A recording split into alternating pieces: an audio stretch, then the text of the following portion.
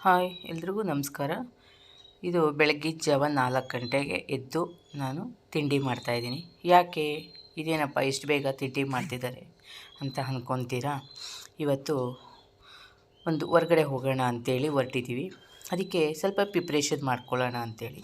ಈಗ ನಾವೆಲ್ಲೇ ಟ್ರಿಪ್ ಹೋದ್ರೂ ಪ್ರತಿಯೊಂದಕ್ಕೂ ನಾವು ಹೊರಗಡೆ ಹೋಟೆಲ್ಗೆ ಹೋಗೋಕ್ಕಾಗಲ್ಲ. ಕೆಲವು ಸಂದರ್ಭದಲ್ಲಿ ಮನೆಯಿಂದ ಅಟ್ಲೀಸ್ಟು ಸ್ವಲ್ಪ ನಾವು ಪ್ರಿಪೇರ್ ಮಾಡ್ಕೊಂಡು ಹೋದಾಗ ತುಂಬ ಒಳ್ಳೆಯದು.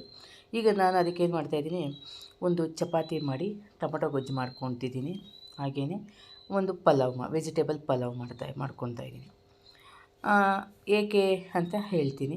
ಹಾಗೆಯೇ ಬೆಳಗ್ಗೆ 6 o'clock ಎಲ್ಲ ರೆಡಿ ಆದ್ವಿ. ಹಾಗೆ ಕಾರ್ ಪೂಜೆ ಮಾಡ್ತಾಯಿದ್ದೀವಿ. ನಮ್ಮಲ್ಲಿ ಸಿಟಿ ಬಿಟ್ಟು ಹೊರಗಡೆ ಎಲ್ಲೇ ಹೋದ್ರೂ ಒಂದು ಪದ್ಧತಿ ನಾವು ಮಾಡ್ಕೊಂಡಿರೋದೇನೆಂದರೆ ಒಂದು ಕಾರ್ನ ಪೂಜೆ ಮಾಡ್ಕೊಳ್ಳೋದು. ಯಾಕೆ ಅಂದರೆ ವೆಹಿಕಲ್ ಕೂಡ ನಮಗೆ ತುಂಬ ಸೇಫ್ಟಿ, ನಮ್ಮನ್ನು ಕಾಪಾಡುವಂಥದ್ದು. ನಾವು ನೆಗ್ಲೆಕ್ಟ್ ಮಾಡಬಾರ್ದು. ಆಚೆ ಹೋಗ್ತಿದ್ದೀವಿ ಅಂದಾಗ ಅದಕ್ಕೆ ಒಂದು ಪೂಜೆ ಮಾಡಿ ಒಂದು 4 ಚಕ್ರಕ್ಕೂ ನಿಂಬೆಹಣ್ಣಿಟ್ಟು ನಾವು ಕಾರ್ ಸ್ಟಾರ್ಟ್ ಮಾಡೋದು ನಮ್ಮ ಪದ್ಧತಿ. ನಮ್ಮ ಮನೇಲಿ ಹೆಚ್ಚು ಕಮ್ಮಿ ಒಂದು 20 ವರ್ಷದ ನಾವು ಕಾರ್ ತೊಗೊಂಡಾಗಿಂದ ಇದೊಂದನ್ನೇ ನಾವು ರೂಢಿ ಮಾಡ್ಕೊಂಡಿರೋದು. ಹಾಗಾಗಿ ಇಲ್ಲಿ ತನಕ ದೇವರು ಒಂದು ಸಣ್ಣ ಎಫೆಕ್ಟು ಕೂಡ ನಮಗಾಗಲ್ಲ. ಹಾಗೆ ಖುಷಿಯಾಗಿ ಹೋಗಿ ಬರ್ತೀವಿ. ಇದು ಒಂದು ರೀತಿ ತುಂಬ ಒಳ್ಳೆಯದು. ಏನೇ ಆಗಲಿ ಹೊರಡೋಗಳಿಗೆ ಹೆಂಗಿರುತ್ತೋ ಒಂದೇ ಸಮ ಇರೋಲ್ಲ. ಈಗ ನಾವು ಕಾರಲ್ಲಿರೋ ಪ್ರತಿಯೊಂದು ಫ್ಯಾಮಿಲಿ ಸೇಫ್ಟಿಯಾಗಿರಬೇಕು ಅಂದರೆ ಇದೊಂದು ಪದ್ಧತಿನ ಫಾಲೋ ಮಾಡಿಕೊಂಡ್ರೆ ತುಂಬ ಒಳ್ಳೆಯದು. ನಾವೆಷ್ಟೇ ಎಜುಕೇಟೆಡ್ ಆದ್ರೂ ದೇವರು ಅನ್ನೋದು ಒಂದು ಇರುತ್ತಲ್ವ, ದೇವ್ರ ಮೇಲಿನ ಭಕ್ತಿನ ನಾವು ಯಾವತ್ತೂ ಬಿಡಬಾರ್ದು. ಈಗ ಎಷ್ಟೋ ಕೆಟ್ಟ ಆಕ್ಸಿಡೆಂಟ್ಗಳು ಆಗ್ತಿರ್ತಾವಲ್ವ. ಆದರೆ ಅದನ್ನು ನಾವೇನು ಮಾಡಬೇಕಂದ್ರೆ ಬೆಳಗ್ಗೆ ಎದ್ದು ಆ ಗಾಡಿನ ತೊಳೆದು ಅದಕ್ಕೊಂದು ಪೂಜೆ ಮಾಡಿ ನಾವು ಗಾಡಿ ಸ್ಟಾರ್ಟ್ ಮಾಡಿದ್ರೆ ಅವತ್ತಿನ ದಿನ ಎಲ್ಲ ಶುಭವಾಗಿರುತ್ತೆ. ಯಾವುದೇ ಅನಾಹುತನೂ ಆಗಲ್ಲ. ಇದು ನಮಗೆ ಏನಂದರೆ ನಾವು ಈ ಸಿಟಿ ಒಳಗೆ ಓಡಾಡುವಾಗ ಮಾತ್ರ ಏನೂ ಮಾಡಲ್ಲ. ಸಿಟಿಯಿಂದ ಹೊರಗೆ ಹೋದಾಗ ಮಾತ್ರ ನಮಗೆ ಅದು ತುಂಬ ರೂಢಿ. ಸೇಫ್ಟಿ ಕೂಡ ಒಂದು ನಂಬಿಕೆ. ಯಾವತ್ತೂ ಅಷ್ಟೇ, ನಾವು ಏನಾದರೂ ಒಂದು ಹೊರಗೆ ಸೇಫ್ಟಿಯಾಗಿ ಹೋಗಿ ಸೇಫ್ಟಿಯಾಗಿ ಬರಬೇಕು ಅಂದರೆ ನಾವು ಕೂಡ ಒಂದು ಒಳ್ಳೆಯ ದೇವ್ರ ಹೆಸ್ರು ಹೇಳಿ ಭಕ್ತಿಯಿಂದ ಒಂದು ಹೊರಟಾಗ ನಮಗೆ ಯಾವುದೇ ವಿಘ್ನಗಳು ಬರೋದಿಲ್ಲ. ಅಷ್ಟು ಚೆನ್ನಾಗಿರುತ್ತೆ. ಈಗ ನಮ್ಮ ಜರ್ನಿ ಸ್ಟಾರ್ಟ್ ಆಗಿದೆ, ಹೋಗ್ತಾಯಿದ್ದೀವಿ. ಒಂದು ಒಳ್ಳೆಯ ಕೆಲಸಕ್ಕೆ ಹೋಗಬೇಕು ಅಂದಾಗ, ಈಗ ಸಮ್ಮರು ರಜಾ ಬಂತು, ಹಾಗಾಗಿ ಮಕ್ಕಳನ್ನೆಲ್ಲ ಹೊರಗಡೆ ಕರ್ಕೊಂಡು ಹೋಗಿ ಬರಬೇಕು. ಈ ಸಲ ಯಾವುದೇ ಟ್ರಿಪ್ಪಿಗೂ ನಮಗೆ ಹೋಗೋಕ್ಕಾಗಲಿಲ್ಲ. ಇನ್ನು ನೆಕ್ಸ್ಟ್ ವೀಕಿಂದ ಸ್ಕೂಲ್ ಸ್ಟಾರ್ಟ್ ಆಗುತ್ತೆ ಮಕ್ಕಳಿಗೆ. ಹಾಗಾಗಿ ನಾವು ಸ್ವಲ್ಪ ಮಂತ್ರಾಲಯ ಹೋಗಿ ಬರೋಣ ಅಂಥೇಳಿ ಹೊರಟಿದ್ದೀವಿ. ಫಸ್ಟು ರಾಯರ ದರ್ಶನ ಮಾಡ್ಕೊಂಡು ಬರೋಣ ಅನ್ನೋದು ಒಂದಿದು. ಹಾಗಾಗಿ ಹೊರಟಿದ್ದೀವಿ. ಮನೆಗೆ ಟ್ರೈನಲ್ಲಿ ಹೋಗ್ತಾಯಿದ್ವಿ. ಈ ಸಲ ಗಾಡಿಲೇ ಹೋಗೋಣ ಫ್ಯಾಮಿಲಿ ಪೂರ್ತಿ ಅಂತೇಳಿ ಏಕೆಂದರೆ ಮಕ್ಳಿಗೂ ಖುಷಿ ಇರುತ್ತಲ್ಲ, ಎಂಜಾಯ್ ಮಾಡಿಕೊಂಡು ಡೇ ಟೈಮಲ್ಲಿ ಎಲ್ಲ ನೋಡ್ಕೊಂಡು ಬರೋಣ ಅಂಥೇಳಿ ನಾವು ಒನ್ ಡೇ ಅಲ್ಲಿ ಸ್ಟೇ ಆಗಬೇಕು ಅಂತಲೇ ಹೊರಟಿದ್ದೀವಿ. ಹಾಗಾಗಿ ಅದಕ್ಕೆ ಗಾಡಿಲೇ ಹೊರಟ್ವಿ. ನಾನು ಹೇಳೋದ್ನಲ್ಲ, ಬೆಳಗ್ಗೆ ತಿಂಡಿ ಏನಕ್ಕೆ ಮಾಡ್ತಾಯಿದ್ದೆ ಅಂತ. ಇವತ್ತು 8:30 ಅಷ್ಟೊತ್ತಿಗೆ ಅಲ್ಲಿ ಮಧ್ಯದಲ್ಲಿ ಒಂದ್ಸರಿ ನಿಲ್ಲಿಸಿ ಎಲ್ಲರೂ ಬ್ರೇಕ್ಫಾಸ್ಟ್ ಮಾಡಿದ್ವಿ. ಇದು ಒಂಥರ ಖುಷಿ. ಮತ್ತು ನಮಗೆ ಹೋಟೆಲಲ್ಲೇ ಹೋಗಿ ತಿನ್ನೋದಕ್ಕಿಂತ ಇದು ದುಡ್ಡು ಸೇವ್ ಮಾಡ್ಕೊಂಡಂಗೂ ಆಗುತ್ತೆ. ಮತ್ತು ಇದೊಂಥರ ಎಂಜಾಯ್ಮೆಂಟ್. ನಾವು ಟ್ರಿಪ್ ಹೊರಗಡೆ ಹೋಗ್ತಿದ್ದೀವಿ ಅಂದರೆ ಹೊರಗಡೆನೇ ತೊಗೊಂಡು ತಿಂದ್ರೇ ಒಳ್ಳೆಯದು ಅನ್ನೋದಕ್ಕಿಂತ ನಾವು ಈ ಥರ ಮನೇಲಿ ಮಾಡ್ಕೊಂಡೋಗಿ ಒಂದು ಸೈಡ್ ಕೂತ್ಕೊಂಡು ಒಬ್ರಿಗೊಬ್ರು ತಿಂತಾಯಿದ್ರೆ ತುಂಬಾ ಚೆನ್ನಾಗಿರುತ್ತೆ, ಖುಷಿ ಇರುತ್ತೆ. ಹಾಗೆಯೇ ನಾವು ಒಂಚೂರು ಹೆಚ್ಚಿಗೆ ಅನ್ನಂಗೂ ತಿಂತೀವಿ. ಅಷ್ಟು ಚೆನ್ನಾಗಿರುತ್ತೆ. ಏನೋ ಒಂಥರ ಟ್ರಿಪ್ ಹೋದಂಗೆ. ಹೊರಗಡೆ ಹೋಗ್ತೀವಿ, ಟ್ರಿಪ್ ಹೋಗ್ತೀವಿ, ಹೋಟೆಲ್ಗೆ ಹೋಗಿ ಊಟ ಮಾಡಿಬಿಡೋಣ, ಅಲ್ಲಿದೆ ಡಾಬಾಗೆ ಹೋಗ್ಬಿಡೋಣ, ಇಲ್ಲೆಲ್ಲೋ ಇದಕ್ಕೆ ಹೋಗ್ಬಿಡೋಣ ಅಂತ ಆ ಥರನೂ ಎಂಜಾಯ್ ಮಾಡ್ತೀವಿ. ಆದಷ್ಟು ಈ ಥರನೂ ನಾವು ಎಂಜಾಯ್ ಮಾಡ್ತೀವಿ. ಇವತ್ತು ಲಾಂಗ್ ಟರ್ಮು ನಾವು ಲಾಂಗ್ ರೂಟ್ ಹೋಗಿರೋದ್ರಿಂದ ಆದಷ್ಟು ಸ್ವಲ್ಪ ನಾವು ಮನೆಯಲ್ಲೇ ಮಾಡ್ಕೊಂಡು ಹೋಗೋಣ ಅಂತ ನಾನು. ಏಕೆಂದರೆ 2 days ನನ್ನ ಟ್ರಿಪ್ ಇರೋದರಿಂದ 1 day 1-2 ಟೈಮ್ ಅದು ನಾವು ಇಲ್ಲಿ ಸೇವ್ ಮಾಡಿಕೊಂಡ್ರೆ ಇದೊಂಥರ ಎಂಜಾಯ್ಮೆಂಟ್ ಆಗುತ್ತೆ. ನಂತರ ಇದ್ದೇ ಇರುತ್ತೆ ದೇವಸ್ಥಾನದಲ್ಲಿ ಮತ್ತು ಹೊರಗಡೆ ಊಟ ಮಾಡೋದು. ನಾವು ಹೊರಟಿರೋದು ಏಕಾದಶಿ ದಿವಸ. ನಿಜ ಹೇಳಬೇಕು ಅಂದರೆ ನಮಗೆ ಅದು ಗೊತ್ತೇ ಆಗಿಲ್ಲ. ಹೊರಟ್ಬಿಟ್ಟಿದ್ವಿ ಶುಕ್ರವಾರ. ಆಮೇಲೆ ಹೋಗೋ ಹಿಂದಿನ ದಿವಸ ಗೊತ್ತಾಯಿತು ಏಕಾದಶಿ, ಅಲ್ಲಿ ಪ್ರಸಾದ ಇರಲ್ಲ ಅಂಥೇಳಿ. ಸರಿ, ಯಾದರೂ ಹೊರಟಿದ್ದೀವಲ್ವ ಹೋಗೋಣ ಅಂಥೇಳಿ ಹೊರಟ್ಬಿಟ್ವಿ ನಾವು. ಬ್ರೇಕ್ಫಾಸ್ಟ್ ಅದಕ್ಕೆ ನಾನೇನು ಮಾಡಿದೆ ಅಂದರೆ, ನಮಗೆ ಗೊತ್ತು ಈಗ ನಾವು ಕಾರಲ್ಲಿ ಹೊರಟಿರೋದ್ರಿಂದ ನಾವು ಬೇಗ ರೀಚ್ ಆಗೋಲ್ಲ, 7ರಿಂದ 8 ಅವರ್ ಬೇಕು. ಅದರಲ್ಲೂ ನಾವು ಹೆವಿ ಸ್ಪೀಡಲ್ಲೇನು ಹೋಗಲ್ಲ, ನಾರ್ಮಲಾಗೇ ಹೋಗೋದು. 8 ಅವರ್ ನಮ್ಮ ಜರ್ನಿ ಲೆಕ್ಕ. ನೀವು ಒಂದು ದಿವಸ ಅಲ್ಲಿ ಸ್ಟೇ ಹಾಕ್ತೀನಿ ಅನ್ನೋದಾದರೆ ಆರಾಮಾಗೆ ವೆಹಿಕಲಲ್ಲಿ ಹೋಗ್ಬೋದು. ಮಕ್ಳಿಗೂ ಒಂಥರ ಖುಷಿ ಇರುತ್ತೆ, ಉದ್ದಕ್ಕೂ ಎಲ್ಲ ನೋಡಿಕೊಂಡು ಎಂಜಾಯ್ ಮಾಡಿಕೊಂಡು ಹೋಗೋದು. ಟ್ರೈನಲ್ಲಿ ಹೋಗ್ತೀವಿ, ನೈಟ್ ಹೋಗ್ತೀವಿ, ಮತ್ತು ಬೆಳಗ್ಗೆ ಮುಗಿಸ್ಕೊಂಡು ರಿಟರ್ನ್ ಬಂದುಬಿಡ್ತೀವಿ. ಈ ಥರ ಒಂದು ದಿವಸ ಹೋದಾಗ ಚೆನ್ನಾಗಿರುತ್ತೆ. ಅಲ್ಲಿ ನೋಡಿ, ನಾವು ಆಂಧ್ರದಲ್ಲಿ ಹೋಗ್ತಾ ಬರೀ ಅಲ್ಲಿ ಕಲ್ಲು ಬಂಡೆಗಳು ಎಷ್ಟು ಚೆನ್ನಾಗಿದೆ ಅಂದರೆ ಎಲ್ಲ ಜೋಡಿಸಿಟ್ಟಂಗಿದೆ. ಈಗ ಯಾರಾದರೂ ಒಬ್ಬರು ಹೋಗಿ ಎಲ್ಲ ಎತ್ತಿ ಜೋಡಿಸಿಟ್ಟಂಗಿರುತ್ತಲ್ಲ, ಆ ಥರ ಅಷ್ಟು ಚೆನ್ನಾಗಿರುತ್ತೆ. ಹೋಗೋ ಅಷ್ಟೊತ್ತಿಗೆ ನಾವು ಇನ್ನೂ ಪೂರ್ತಿ ಮಂತ್ರಾಲಯ ಹೋಗೇ ಇಲ್ಲ. ಮತ್ತು ಸೆಂಟ್ರಲ್ಲಿ ಲಂಚ್ ಅವರು 1:30ಗೆ ಮತ್ತೆ ಎಲ್ಲ ಒಂದು ಕಡೆ ನಿಲ್ಲಿಸಿ ಊಟ ಮಾಡಿದ್ವಿ. ಪಲಾವ್ ಮಾಡ್ಕೊಂಡು ಹೋಗಿದ್ದೆ.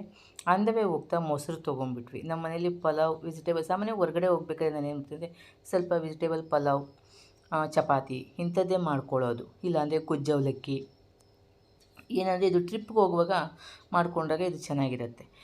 ಚಟ್ನಿ ಪುಡಿ ಮಾಡ್ಕೊಳ್ಳೋದು. ಈ ಜಾಸ್ತಿ ಲಿಕ್ವಿಡ್ ಐಟಮ್ಸ್ ಅಂಥವೆಲ್ಲ ಮಾಡಿಕೊಂಡ್ರೆ ಅಥವಾ ಕಲಿಸ್ಕೊಳ್ಳೋದು ಅವೆಲ್ಲ ಕಷ್ಟ.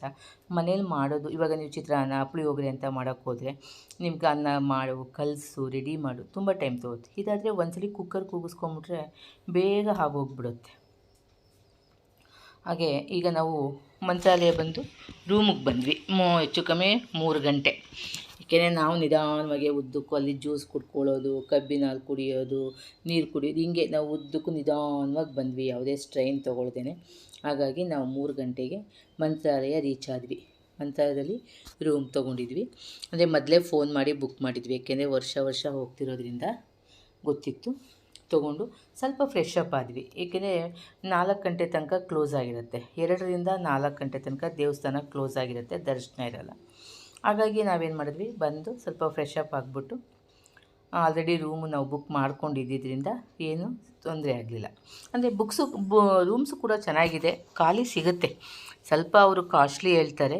ನಾವು ಅಡ್ವಾನ್ಸಾಗೆ ಮಾಡ್ಕೊಂಡಿದ್ವಿ. ಅಂದರೆ ಬೆಳಗ್ಗೆನೇ ಗಾಡೀಲಿ ಬರ್ತಾನೆ ನಾವು ಮಗಳು ಫೋನ್ ಮಾಡಿ ರೂಮ್ಗೆ, ಆ ಹೋಟೆಲ್ಗೆ ರೂಮ್ ಬುಕ್ ಮಾಡಿಬಿಟ್ಟಿದ್ಲು. ಹಾಗಾಗಿ ಡೈರೆಕ್ಟ್ ರೂಮ್ಗೆ ಹೋದ್ವಿ.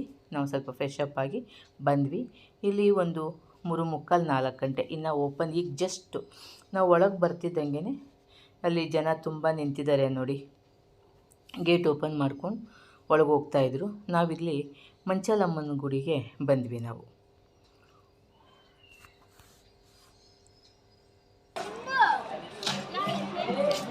ಇದು ಮಂಚಾಲಮ್ಮ ಅಂತೇಳಿ ಈ ಜಾಗದ ಸ್ವಾಮಿ ರಾಯರಿಗೆ ಕೊಟ್ಟಂಥ ತಾಯಿ. ಹಾಗಾಗಿ ನಾವು ಮೊದಲು ಈ ಮಂಚಾಲಮ್ಮನ ದರ್ಶನ ಮಾಡಿಕೊಂಡು ನಂತರ ರಾಯರ ದರ್ಶನಕ್ಕೆ ಹೋಗಬೇಕು.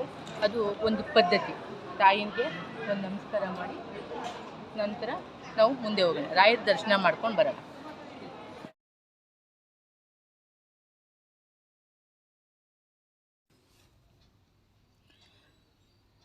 ದರ್ಶನಕ್ಕೆ ಹೋಗ್ತಾಯಿದ್ವಿ. ಇಲ್ಲಿ ಏನಂದರೆ ಮಧ್ಯಾಹ್ನ 2 ಗಂಟೆಗೆ ಕ್ಲೋಸ್ ಆಗುತ್ತೆ, 4 ಗಂಟೆಯಿಂದ ಮತ್ತೆ ಓಪನ್ ಆಗೋದು. ಹಾಗಾಗಿ ನಾವು ಕರೆಕ್ಟ್ ಟೈಮಿಗೆ ಬಂದಿದ್ವಿ. ಬೆಳಗ್ಗೆಯಿಂದ ಆರಾಮಾಗಿ ಜರ್ನಿ ಮಾಡಿಕೊಂಡು ಕರೆಕ್ಟ್ ಟೈಮ್ಗೆ ನಾವು ರೀಚ್ ಆದ್ವಿ. ಹಾಗೆ ದೇವಸ್ಥಾನಕ್ಕೂ ಅಷ್ಟೇ ಓಪನ್ ಆಗಿದ್ದ ತಕ್ಷಣವೇ ಒಳಗೆ ಬಂದ್ವಿ. ಇವತ್ತು ಒಳಗಡೆ ರಾಯರ ದರ್ಶನ ಮಾಡ್ಕೊಳ್ಳೋಣ. ಎಷ್ಟು ಖುಷಿ ಆಗ್ತಿದೆಯಲ್ಲ ದೇವರನ್ನ, ರಾಯರನ್ನ ದರ್ಶನ ಮಾಡೋದು. ಈಗ ಒಳಗಡೆ ಎಂಟ್ರಿ ಆಗ್ತಾಯಿದ್ದೀವಿ. ಇವತ್ತಿನ ಸಂಜೆಯ ದರ್ಶನ ತುಂಬ ಚೆನ್ನಾಗಿತ್ತು. ಚೆನ್ನಾಗಿ ದರ್ಶನ ಮಾಡಿದ್ವಿ. ರಶ್ಶು ತಕ್ಷಣ ತೆಗ್ದಿದ್ದ ತಕ್ಷಣ ಸ್ವಲ್ಪ ರಶ್ ಅನ್ನಿಸ್ತು. ಆದ್ರೂ ಹಿಂಸೆ ಆಗಲಿಲ್ಲ. ಕ್ಯೂ ಒಂದೇ ಸಮ ಫಾಸ್ಟಾಗಿ ಹೋಗೋದ್ರಿಂದ ನಮಗೆ ಇಲ್ಲಿ ಮಂತ್ರಾಲಯದಲ್ಲಿ ಒಂದು ಖುಷಿ ಏನಂದರೆ, ದೇವರು ನಮ್ಮನ್ನು ತುಂಬ ಕಾಯಿಸೋದಿಲ್ಲ, ಅಷ್ಟು ಚೆನ್ನಾಗಿ ಬೇಗ ದರ್ಶನ ಕೊಡ್ತಾರೆ ರಾಯರು. ನೆಕ್ಸ್ಟು ಮುಂದೆ ಕಂಟಿನ್ಯೂ ಮಾಡೋಣ. ದರ್ಶನ ಆಯಿತು, ಆದರೆ ಒಳಗಡೆ ನಾವು ವಿಡಿಯೋ ಫೋಟೋ ಏನೋ ತೆಗಿಯೋಗಿಲ್ವಲ್ಲ, ಹಾಗಾಗಿ ಇದೆಲ್ಲ ಮ್ಯೂಸಿಯಮ್ಮು. ಒಳಗಡೆ ದೇವಸ್ಥಾನ ಸುತ್ತ ಮ್ಯೂಸಿಯಮ್ ಇದೆ. ನಾವು ಮ್ಯೂಸಿಯಮ್ ಒಳಗಡೆ ಹೋಗಲಿಲ್ಲ, ಹೊರಗಡೆ ಇದ್ದಿದ್ದನ್ನು ಮಾತ್ರ ನಾವು ವಿಡಿಯೋ ಮಾಡ್ಕೊಂಡ್ವಿ. ಯಾಕೆಂದರೆ ಒಳಗಡೆ ಹೋದ್ರೂ ಯಾರು ವಿಡಿಯೋ ಮಾಡೋದಕ್ಕೆ ಬಿಡಲ್ಲ. ದೇವಸ್ಥಾನದೊಳಗೂ ವಿಡಿಯೋ ಮಾಡಲಿಲ್ಲ ನಾವು. ಆದರೂ ಹೊರಗಡೆ ಗ್ಲಾಸ್ ಹೌಸಲ್ಲಿ ತುಂಬ ಚೆನ್ನಾಗಿತ್ತು, ಒಂದಕ್ಕಿಂತ ಒಂದು ಚೆನ್ನಾಗಿತ್ತು. ಅದೆಲ್ಲ ನೋಡಿಕೊಂಡು ನಾವು ಹೊರಗಡೆ ಬಂದು ಮತ್ತೆ ಹೊಳೆ ಹತ್ರ ಎಲ್ಲ ಹೋದ್ವಿ. ಏನು ಅಷ್ಟೊಂದೇನು ನೀರು ಇರಲಿಲ್ಲ, ಆದರೂ ಹೊಳೆ ಹತ್ರ ನೋಡಿಕೊಂಡು ಒಂದು ಟೀ ಕುಡಿದು ಮಕ್ಕಳಿಗೆ ಏನು ಬೇಕೋ ನೋಡಿ ಅವೆಲ್ಲ ತೊಗೊಂಡು ಬಂದ್ವಿ ನಾವು.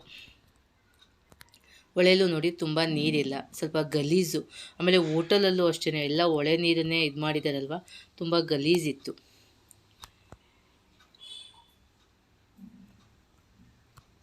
ದೇವಸ್ಥಾನ ಅಂತೂ ತುಂಬ ಚೆನ್ನಾಗಿ ಮಾಡಿದ್ದಾರೆ. ಹೊರಗಡೆ ಎಲ್ಲ ತುಂಬ ಚೆನ್ನಾಗಿದೆ, ಹೋಗೋದಕ್ಕೆ ಒಂಥರ ಭಕ್ತಿ ಅನ್ನೋದು ಹಾಗೆ ಮನಸ್ಸಿಂದ ಬರುತ್ತೆ. ನೋಡೋಕ್ಕೆ ತುಂಬ ಚೆನ್ನಾಗಿದೆ. ನಮಗೆ ನಿಧಾನವಾಗಿ ಎಲ್ಲ ಚಿತ್ರಗಳ್ದೆಲ್ಲ ವೀಡಿಯೋ ಮಾಡ್ತಾಯಿದ್ದ ಸುಹಾಸು. ಏಕೆಂದರೆ ಅವ್ರ ತಾತಂಗೆ ಇಷ್ಟ ಎಲ್ಲ ವೀಡಿಯೋ ಮಾಡು ಅಂತಿದ್ರು. ಆಮೇಲೆ ನಾವು ನಾನು ಇದಕ್ಕೆ ಹೋದ್ವಿ, ಎಲ್ಲಿ ಪಂಚಮುಖಿ ದೇವಸ್ಥಾನ ಮತ್ತು ಆಂಜನೇಯನ ದೇವಸ್ಥಾನಕ್ಕೆ. ಪಂಚಮುಖಿ ಆಂಜನೇಯ, ಲಕ್ಷ್ಮೀ ದೇವಸ್ಥಾನ ಮತ್ತು ಅಪ್ಪಣ್ಣಾಚಾರ್ಯ ಮನೆ ಮತ್ತು ಮೂಲ ದೇವರು ವಿಗ್ರಹ. ಇದು ನೋಡಿ, ಇದು ಒಂದು ಆಂಜನೇಯನ ದೇವಸ್ಥಾನ. ಇಲ್ಲಿಂದ ನಮಗೆ ಮಂತ್ರಾಲಯದಿಂದ ಒಂದು 2 ಕಿಲೋಮೀಟ್ರ್ ಅಷ್ಟೇ ಇದು ಡಿಸ್ಟೆನ್ಸು ಆಗೋದು.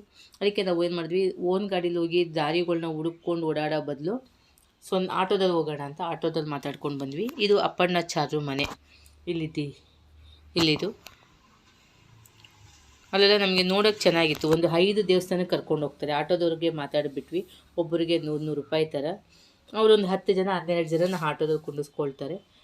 ಆರಾಮಾಗೆ ನಾವು ಅಲ್ಲಿ ಹೋದ್ವಿ. ಇದು ಹೊಳೆ ಪಕ್ಕದಲ್ಲೇ ರಾಘವೇಂದ್ರ ಸ್ವಾಮಿಯ ಮೂಲ ವಿಗ್ರಹ ಇರೋದು. ಇಲ್ಲಿ ದೇವರು ಯಾವಾಗಲೂ ಇಲ್ಲಿ ಇರ್ತಿದ್ರಂತೆ. ಒಂದು ಕತೆ ಎಲ್ಲ ಹೇಳ್ತಾರೆ ಅವರು ಹೇಗಿದ್ದರು, ಇಲ್ಲಿ ಬಂದು ಇಲ್ಲೇ ವಾಸ ಮಾಡ್ತಿದ್ರು, ಜಪ ಮಾಡ್ತಾಯಿದ್ರು. ಮತ್ತು ಅಪ್ಪಣ್ಣಾಚಾರ್ಯರು ಅಷ್ಟೇ, ಅಪ್ಪಣ್ಣಾಚಾರ್ಯರಿಗೆ ನಾನು ಹೋದ್ಮೇಲೆ ಇಲ್ಲೇ ಬರ್ತೀನಿ, ಇಲ್ಲೇ ನಿನ್ನ ಜೊತೆ ಮಾತಾಡ್ತೀನಿ ಅಂತ ಎಲ್ಲ ಹೇಳ್ತಿದ್ರಂತೆ. ಇದು ಪಂಚಮುಖಿ ಆಂಜನೇಯನ ದೇವಸ್ಥಾನ ತುಂಬ ಚೆನ್ನಾಗಿದೆ. ಈಗೆಲ್ಲ ಚೆನ್ನಾಗಿ ಇದು ಮಾಡಿದ್ದಾರೆ. ಮತ್ತು ಪಾದುಕೆ ಕೂಡ ಇಲ್ಲೇ ಇರೋವಂಥದ್ದು.